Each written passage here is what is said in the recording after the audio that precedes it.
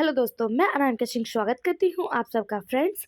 आज हम ईवीएस में अपना चैप्टर पढ़ेंगे भारतीय जनजातियाँ, लोक कलाएं, त्यौहार और भाषाएं। इस चैप्टर जो हमारा चैप्टर नंबर 11 है, इसके जितने भी इम्पोर्टेंट क्वेश्चन है उसे हम यहाँ पर देखेंगे। फ्रेंड्स, वीडियो में लास्ट तक बने रहिएगा और इससे इम्पोर्टेंट तथ्य भी हम डिस्कस करेंगे। ये एनसीईआरटी के सारे इम्पोर्टेंट क्वेश्चन है जो हमारे सीटेट एग्जाम के लिए बहुत ज़्यादा इम्पॉर्टेंट है।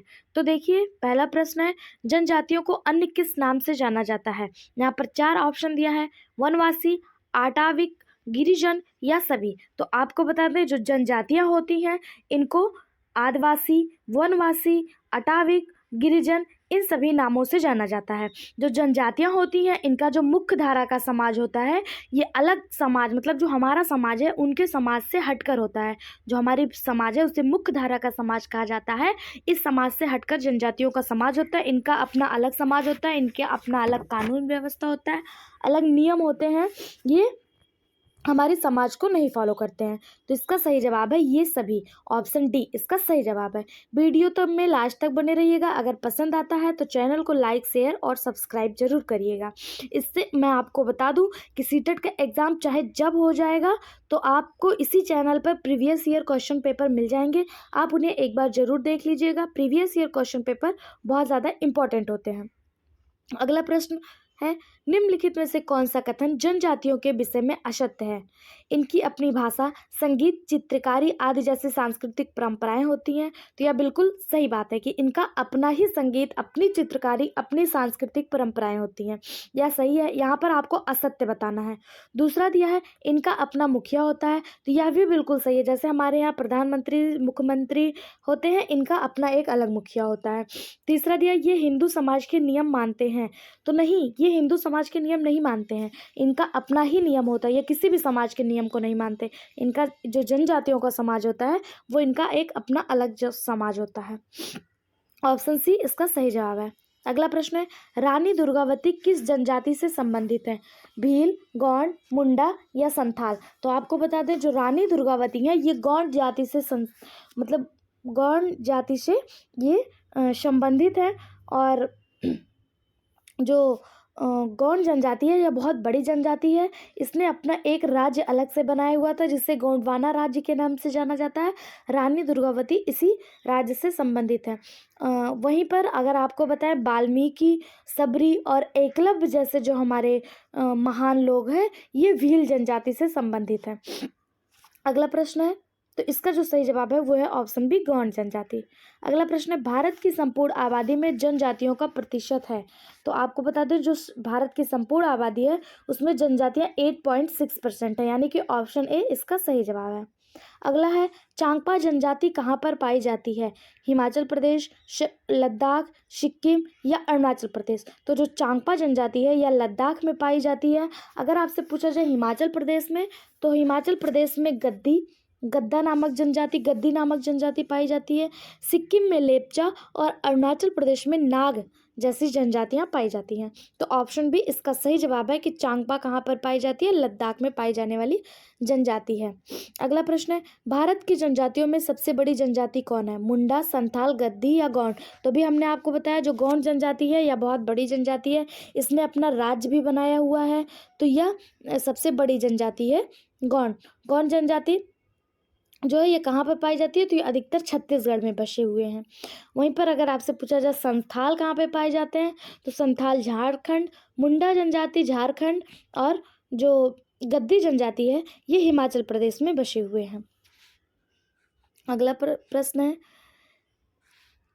तीजन बाई एक प्रसिद्ध जनजाति महिला है। इनकी प्रसिद्धि किस क्षेत्र में है। तीजन बाई, तो आपको बता दें ये जो है ये पंडवानी गायिका है। तीजन बाई ये एक जनजाति महिला है और ये पंडवानी गायिका है। वहीं पे आपसे अगर हॉकी के खेल क्षेत्र में पूछा जाए किसी जनजाति का नाम, तो दिलीप टर्की हॉकी में प्रसिद्ध है। राजनीति में करिया मुंडा प्रसिद्ध है। और स्वतंत्रता संग्राम में बिरसा मुंडा को आप बहुत अच्छे से जानते हैं। यह सब जनजातियां हैं, मतलब जनजाति के ही लोग हैं और यह अपने अपने क्षेत्र में उपलब्धि हासिल कर चुके हैं। अगला प्रश्न है, कुडुख भाषा में जंगल को कहते हैं। तो आपको बता दें कुडुख भाषा में जंगल को तोरांग कहा जाता है। ऑप्शन ए इसका सही जवाब है। अगला प्रश्न, झारखंड जंगल बचाओ आंदोलन की शुरुआत किसने की थी? तो यहाँ पर जो वाशवी हैं, वाशवी इन्होंने झारखंड जंगल बचाओ आंदोलन की शुरुआत की थी। वाशवी एक पत्रकार हैं और इनके साथ बाद में सूरमणि ने भी इनका सहयोग किया था, लेकिन इसकी स्टार्ट जो है वो वाशवी ने ही की थी। अगला प्रश्न है, भारत में किस राज्य में टिन खेती प्रचलित है? तो आपको बता दें, भारत का जो मिजोरम राज्य है वहाँ पर टिन खेती प्रचलित है। टिन खेती झूम खेती की तरह ही की जाने वाली खेती है, परंतु इसमें एक टिन जमीन का महत्व होता है। यहाँ पर एक टिन जमीन की बोलियाँ लगती हैं और जो जीतता है वहाँ उसको एक टिन जमीन दे दिया जाता है खेती करने के लिए, इसीलिए यह टिन खेती के नाम से प्रसिद्ध है। अगला प्रश्न है, निम्नलिखित कथनों पर विचार कीजिए। यहाँ पर आपको कथन दिए हुए हैं, उनमें आपको बताना कि यह किससे संबंधित बात की जा रही है। यह है, देखिए, यह चित्रकारी महाराष्ट्र में बनाई जाती है। इस चित्रकारी में हाथ से बने कागज पर किसी कहानी को चित्रों के रूप में प्रस्तुत किया जाता है। इस चित्रकारी में प्राकृतिक रंगों का प्रयोग किया जाता है। तो आपको बताना है कि यहाँ पे कौन सी चित्रकारी की बात हो रही है, चित्रकाठी चित्रकारी, वर्ली चित्रकारी, मधुबनी चित्रकारी या कलमकारी चित्रकारी। तो आपको बता दें, यहाँ पर जो बात हो रही है वो चित्रकाठी चित्रकारी की बात हो रही है। चित्रकाठी चित्रकारी जो है यह महाराष्ट्र में बनाई जाती है। अगर वहीं पर आपको मधुबनी जिला देता तब आपको मधुबनी चित्रकारी की बात होती। अगला प्रश्न है, निम्नलिखित में से कौन सी पारंपरिक चित्रकला पश्चिम बंगाल में पाई जाती है? पटोला, बंडाना, इत्र या दामदानी। तो आपको बता दें, जो दामदानी है यह पश्चिम बंगाल से संबंधित है, वहीं पर पटोला गुजरात से, बंडाना राजस्थान और गुजरात दोनों से, इत्र यूपी का जो कन्नौज जिला है वहाँ से संबंधित है, दामदानी पश्चिम बंगाल से संबंध रखता है। अगला प्रश्न है, यहाँ पर आपको सुमेलित करना है। देखिए, पट्टा चित्र ओडिशा में फेमस है। दरिया आपका जम्मू कश्मीर। पश्मीना लद्दाख, पश्मीना एक तरह का शॉल होता है, ये लद्दाख में फेमस है। और पीतल कारीगरी या मुरादाबाद में फेमस है। तो इसका सही जवाब है ऑप्शन सी, पट्टा चित्र ओडिशा, दरिया जम्मू कश्मीर, पश्मीना लद्दाख और पीतल कारीगरी या मुरादाबाद में प्रसिद्ध है। अगला प्रश्न है, निम्नलिखित में से कौन सा सुमेलित नहीं है? यहाँ पर आपको देखना है कि कौन सा सुमेलित नहीं है। देखिए, जो सबसे पहला दिया मेखला चादर पश्चिम बंगाल, यही आपका गलत है। मेखला चादर पश्चिम बंगाल ना होकर मेखला चादर असम में फेमस है। मेखला चादर कहाँ का फेमस है? असम में फेमस है। तो यही आपका सुमेलित नहीं है। बाकी फिरन जम्मू कश्मीर, धानवी दक्षिण भारत और मुरुम नोथियम्मा केरल, यह बिल्कुल सही है। नैरी थाम्बुम। अगला प्रश्न है, सारोंग किस को कहते हैं? सारोंग, तो सारोंग लुंगी को कहा जाने वाला शब्द है। ऑप्शन सी सही है। अगला प्रश्न है, ओणम फसल संबंधित एक प्रसिद्ध त्यौहार है। यह त्यौहार भारत के किस राज्य में मनाया जाता है? तो ओणम जो त्यौहार है यह भारत के केरल में मनाया जाने वाला राज्य है और यह फसल से संबंधित है। वहीं पर आपको बता दें, तमिलनाडु का जो फेमस त्यौहार है उसे पोंगल के नाम से जानते हैं और सिक्किम में लोसार को सेलिब्रेट किया जाता है। तो ऑप्शन ए इसका सही जवाब है।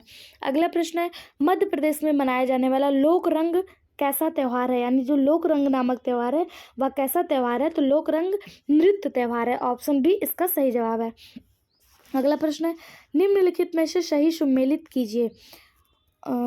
रणगौर गुजरात नहीं, रणगौर आपको राजस्थान से मैच करना है। यह त्यौहार है रणगौर और यह राजस्थान में मनाया जाने वाला त्यौहार है। अगला है, उगाड़ी आंध्र प्रदेश। डोला यात्रा उड़ीसा से है और इसे रथ यात्रा के नाम से भी जाना जाता है। पोंगल तमिलनाडु से है। तो इसमें जो सही है वह है उगाड़ी आंध्र प्रदेश, यानी कि ऑप्शन सी इसका सही जवाब है। बाकी अगर गणगौर दिया तो गणगौर आपका राजस्थान और डोला यात्रा इसे उड़ीसा, डोला यात्रा को दूसरी भाषा में रथ यात्रा के नाम से जाना जाता है और पोंगल जो है ये तमिलनाडु में सेलिब्रेट किया जाता है। अगला प्रश्न है, कुचिपुड़ी एक प्रसिद्ध शास्त्रीय नृत्य है। यह भारत के किस राज्य से संबंधित है? कुचिपुड़ी, तो कुचिपुड़ी आपको बता दें यह भारत के आंध्र प्रदेश से संबंधित है। ऑप्शन डी इसका सही जवाब है। वहीं पर आपको अगर गणेश चतुर्थी देगा तो गणेश चतुर्थी जो है यह महाराष्ट्र से संबंधित है।